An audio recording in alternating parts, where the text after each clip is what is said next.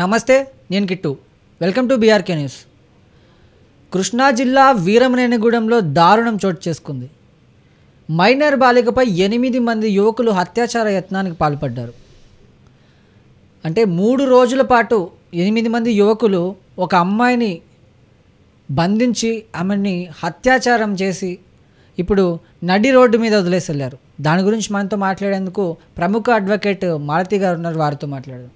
అంటే మేడం, ఒక దారుణమైన ఘటన చూస్తున్నాం. అసలు ఎలా చెప్పాలో కూడా నాకు తెలియట్లేదు. 8 మంది యువకులు కలిసి 9వ తరగతి చదువుతున్న మైనర్ బాలికపై ఆమెని అత్యాచార యత్నానికి పాల్పడ్డారు. 3 రోజుల పాటు ఆమెని హింసించి అత్యాచార యత్నానికి ప్రయత్నించారు ఆమె మీద. అందులో ఒకరు 10th క్లాస్ చదివే అబ్బాయి కూడా ఉన్నారు. ఇవాళే పరీక్ష రాశాడు. అంటే ఎలా చూడాలి మేడం దీన్ని? ఆ అమ్మాయి ఇంట్లో అలిగి బంధువుల ఇంటికి ఏదో ఊరికే వెళ్ళింది. అది వీళ్ళు చనువుగా చూసుకొని ఆ అమ్మాయిని ఎత్తుకెళ్ళిపోయి ఆల్మోస్ట్ 3 days ఆమెను టార్చర్ చేసి, హరాస్ చేసి, రేప్ చేసి, ఏదో వెజిటేటివ్ స్టేట్లో ఏదో వెజిటబుల్ పడేసినట్టు రోడ్డు మీద పడేసి వెళ్ళినారు. అసలు ఎంత బ్రూటల్ అండి ఇది. అంటే ఇట్లాంటి వాళ్ళకి ఏంటంటే ఎంత కఠినమైన శిక్షలు వీళ్ళకి ఇవ్వాలి అంటే ఇంకోరు చూసి ఇట్లాంటి ఇన్సిడెంట్ మళ్ళీ రిపీట్ కాకుండా ఉండేటట్టు అట్లాంటి పనిష్మెంట్ ఇవ్వాలి. ఇప్పుడు ముస్లిం కంట్రీస్ చూడండి, రేప్ జరిగినా, సెక్షువల్ హరాస్మెంట్ జరిగినా, అసలు సెక్షువల్ హరాస్మెంట్ అయితే దూరికి బాతే, కనీసం ఇట్లా తలెత్తి చూసినా కూడా వాళ్ళకి ఎంత స్ట్రిక్ట్ పనిష్మెంట్ ఇస్తారు తెలుసా? అది కూడా బహిరంగంగా అందరి ముందు వాళ్ళని నించోబెట్టి ఇట్లాంటి పనిష్మెంట్ ఇస్తున్నామని చెప్తారు. ఎందుకు చెప్తారు? ఇంకోడు అట్లాంటి పనిష్మెంట్ రిపీట్ అనేది చేయొద్దు అని చెప్పేసి. అట్లాంటిది కూడా మన సిస్టంలో ఇంట్రడ్యూస్ అయితే చాలామంది మొత్తానికి పనిష్మెంట్స్ అనేది కంప్లీట్ జీరో అవుతాయి. బట్ ఏంటంటే ఇక్కడ మనం చూసుకోవాల్సింది ఏంటంటే స్టిల్ అయినా కూడా ఇప్పుడు ఈ అమ్మాయి విషయానికి వస్తే ఆ అమ్మాయి పాపం ఏంటో కూడా తెలియదు. అసలు ఆ అమ్మాయితో ఏం జరుగుతున్నాడో అమ్మాయి తెలియదు. 9th క్లాస్ అంటే చాలా చిన్న పిల్ల. అలాంటిది అసలు వీళ్ళు ప్లాన్ చేసుకున్నారా, ఎలా చేసుకున్నారా పక్క పెడితే, వాళ్ళ ఇంట్లో కూడా సిస్టర్స్ ఉంటారు కదా. ఎవరైతే 8 members చేస్తున్నారో ప్రతి ఒక్కరి ఇంట్లో సిస్టర్స్ ఉంటారు. మరి వాళ్ళకి ఒక చెల్ల లేదా, అక్క లేదా, అమ్మ లేదా?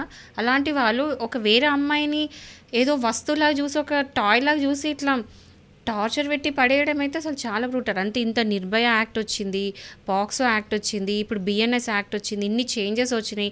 పనిష్మెంట్ కూడా రిగరస్ చేసిన తర్వాత కూడా ఇట్లాంటి ఇన్సిడెంట్స్ అనేది ఆగుతలేదు. రోజు ఎవ్రీ 10 secondsకి ఇట్లా రేప్ అవుతుంటుంది. ఎవ్రీ 1 hourకి ఒక ఇన్సిడెంట్ మనం రిపోర్ట్ అవుతూ ఉంటుంది న్యూస్లో. సో ఇలాంటి వాటికి అరికట్టాలంటే మెయిన్ పనిష్మెంట్ అనేది చాలా స్ట్రిక్ట్గా ఉండాలి. ఇంత దారుణంగా ఆమెను అత్యాచారం చేసి అసలు ఏమీ ఎరుగని ప్రదేశంలో ఒక ఆటోలో తీసుకెళ్ళి ఆమెను ఎక్కడో వదిలేస్తే ఆటో డ్రైవర్ తీసుకెళ్ళి పోలీస్ స్టేషన్లో అప్పు చెప్తే పోలీసు వాళ్ళకి కేసు నమోదు చేసుకున్నారంట. ఎలాంటి సెక్షన్స్ మీద వాళ్ళు కేసు పెట్టుండొచ్చు, ఎలాంటి సెక్షన్స్ ఇందులో యాడ్ అవుతాయి, ఒకవేళ కేసు ప్రూవ్ అయితే వాళ్ళకి ఎన్ని రోజులు శిక్ష పడే అవకాశాలు ఉంటాయి? అసలు ఫస్ట్ చూడాలంటే ఆటో డ్రైవర్ ఎవరైతే అక్కడికి వెళ్ళి పోలీస్ స్టేషన్లో ఇచ్చాడో హ్యాట్స్ ఆఫ్ టు హిమ్, గొప్పోడు అనుకోవాలి. ఎందుకంటే ఎవరైనా ఇట్లాంటి యాక్సిడెంట్స్ చూసినా, ఇట్లాంటి ఇన్సిడెంట్స్ చూసినా, రోడ్ మీద కనిపించిన ఫోన్లు తీసుకొని షూట్ చేసేటోళ్ళే కానీ తీసుకెళ్ళి అయ్యో ఏదో ఒక పోలీస్ స్టేషన్ కంప్లైంట్ ఇద్దాము, తీసుకెళ్ళి హాస్పిటల్లో జాయిన్ చేద్దామని ఆలోచించే వాళ్ళు ఎవరు లేరు. అట్లీస్ట్ అప్రిషియేట్ చేద్దాము, ఆ ఆటో డ్రైవర్ తీసుకెళ్ళి పిఎస్లో ఆ అమ్మాయిని అప్పచెప్పడం, కేసు ఫైల్ చేయించడం. అండ్ తర్వాత ఇప్పుడు ఏంటంటే ఈ పర్టికులర్ కేసులో వస్తే BNS యాక్ట్ వచ్చింది. అంటే ముందు IPC 376 ఈ సెక్షన్స్ ఉండేవి, కానీ ఇప్పుడు BNS యాక్ట్లో సెక్షన్ 70 clause 1 clause 2 ఏంటంటే గ్యాంగ్ రేప్, ఒకవేళ అమ్మాయి 18 years అండర్ ఉంటే, ఒకవేళ గ్యాంగ్ రేప్ చేస్తే కనుక వాళ్ళకి 20 ఏళ్ళ శిక్ష ఉంటుంది. ప్లస్ సెక్షన్ 70(1)(2) ద్వారా ఈ పనిష్మెంట్ అనేది చాలా రిగరస్ చేసేసినారు. అంటే ముందు ఏంటంటే లైఫ్ ఇంప్రిజన్మెంట్ ఉంటుండే, లైఫ్ ఇంప్రిజన్మెంట్ అంటే 14 years, కానీ ఇప్పుడు ఏంటంటే 20 ఏళ్ళు ఆర్ అబవ్, అంటే లైఫ్ లాంగ్ వాళ్ళు జైల్లో మగ్గాల్సిందే దీనివల్ల.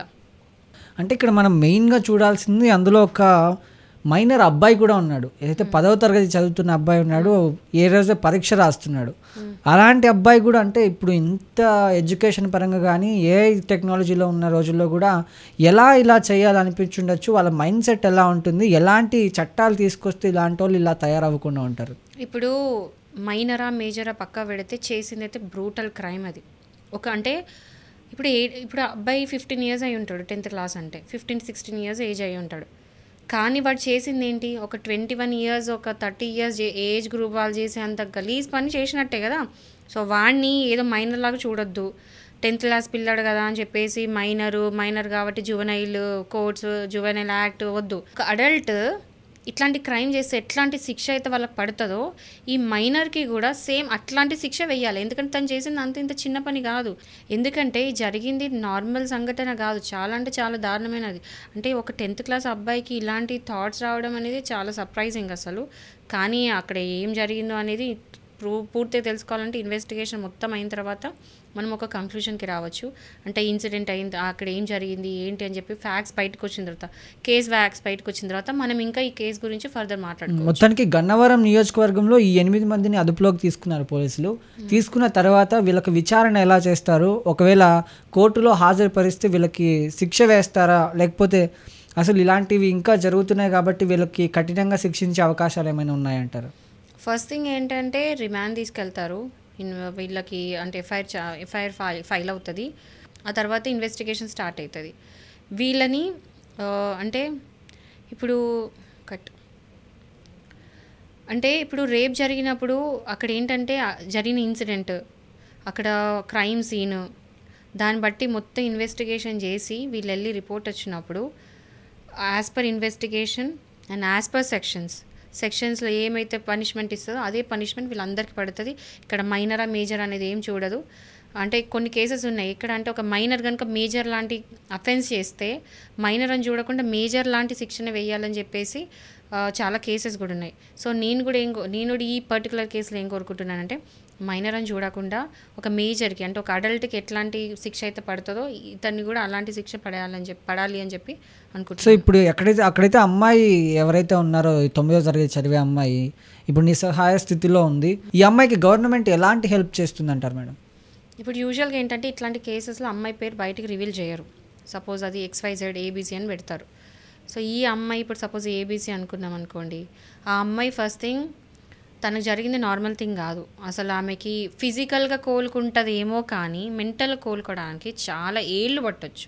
సో ఈ అమ్మాయి కనీసం ఏంటంటే తను చేసిన తప్పైతే ఏం లేదు, అందులో తన తప్పేం లేదు, చేసింది వేరే వాళ్ళు. కానీ స్టిల్ కూడా ఇంకా కూడా ఆమె ఏదో తప్పు చేసినట్టే ఆమె మైండ్లో పడిపోతుంది. అంటే నాతో ఇలా అంటే ఆ ట్రామా అనేది అమ్మాయిలకు అలా ఉంటుంది. సో ఆ అమ్మాయికి ఆ ట్రామా నుంచి బయట రావాలి అంటే కౌన్సిలింగ్ సెషన్స్ అట్లా ఇవ్వడము. ఫస్ట్ థింగ్ ఆమె ఫిజికల్గా ఫస్ట్ కోలుకోవాలి. ఎందుకంటే గ్యాంగ్ రేప్ అయింది కాబట్టి ఫిజికల్గా ఫస్ట్ కోలుకున్న తర్వాత ఆమె మొత్తం కంప్లీట్ నార్మల్ అయ్యి మొత్తం కోలుకున్న తర్వాత అప్పుడు ఆమెకి మెంటల్లీ అంటే ఆ మెంటల్లీ కూడా కోలుకోవడానికి కౌన్సిలింగ్ సెషన్స్ అట్లా పంపించడం జరుగుతుంది. అందరం మనం ఒకటే కోరుకుందాము, ఆ అమ్మాయి తొందరగా ఇందులో నుంచి బయటకు రావాలి, కోలుకోవాలని చెప్పి will pray for her. Okay madam, thank you.